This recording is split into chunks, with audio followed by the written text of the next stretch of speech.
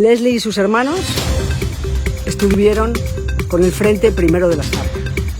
Después de pasar días en Guaviare, luego en Baupés, de recorrer una parte del río Apaporiz por donde cayó la avioneta, llega a la conclusión de que esos niños sobrevivieron porque el Frente Primero de las FARC los encontró antes que nadie.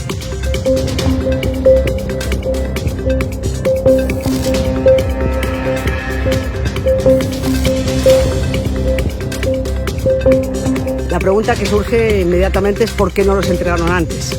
¿Por qué esperaron tantos días a que los niños estuvieran tan desnutridos y a punto de fallecer? La respuesta, cuando uno recorre estas selvas tan inhóspitas, tan solitarias, es obvia. La guerrilla no podía organizar toda una logística cuando escuchaban que si el avión fantasma, que si los helicópteros sobrevolando bajo, que si los satélites, pues los hubieran detectado y les dieron lo que podían para que no se murieran. Fuentes castrenses rechazan mi afirmación por dos motivos. El primero, 3 organismos de inteligencia señalaron que las FARC no estaban en el área del siniestro, que es Selva Virgen. El corredor de movilidad en ese punto es el río Apaporiz, afirman, al oriente del accidente. Y se preguntan por qué fueron con los niños en sentido contrario al occidente. 2. Había cese bilateral con FARC. Pudieron solicitar al gobierno una zona de despeje humanitario, entregar a los niños, quedar como unos héroes y dejar mal a los militares. ¿Por qué no lo hicieron? Todos los nativos y los colonos con los que he hablado, tanto en Guaviare como en Baupés, aunque la avioneta cayó justo en el Caquetá, pero frente a Guaviare y al lado del Baupés, todos te dicen lo mismo.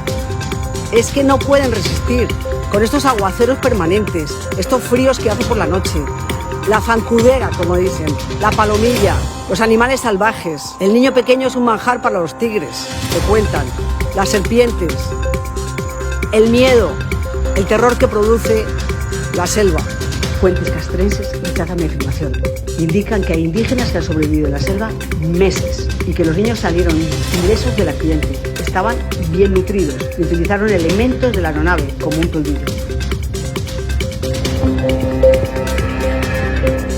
Y tampoco hubo ninguna conexión entre los indígenas de la Araraquara y la guerrilla para entregar a los niños. No hubo ninguna conexión.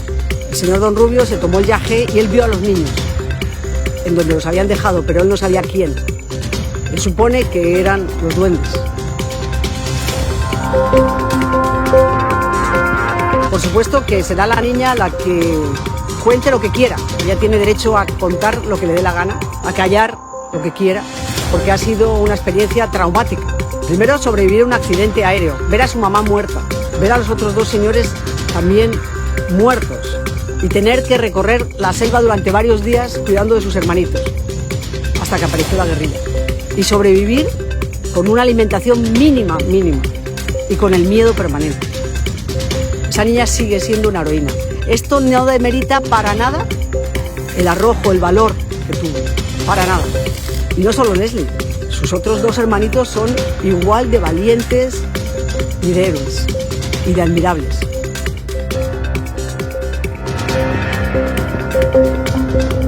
¿Qué necesidad tenían el presidente y el ICBF de mentir cuando dijeron que los niños estaban vivos?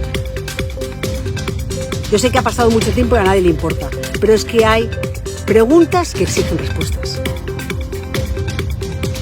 La única comunidad indígena que hay en el área es la de Cachiporro, de 113 habitantes, y no tiene ningún programa del ICBF. Entonces, de ahí hasta el punto donde cayó la avioneta, son 9 horas por el río Apaporiz. Y solamente vimos 3 casas, que tampoco conocen al ICBF. Además, Petro afirmó que los habían recuperado las fuerzas militares, aunque no era cierto. Luego echó la culpa del ICBF. ¿De qué estamos hablando?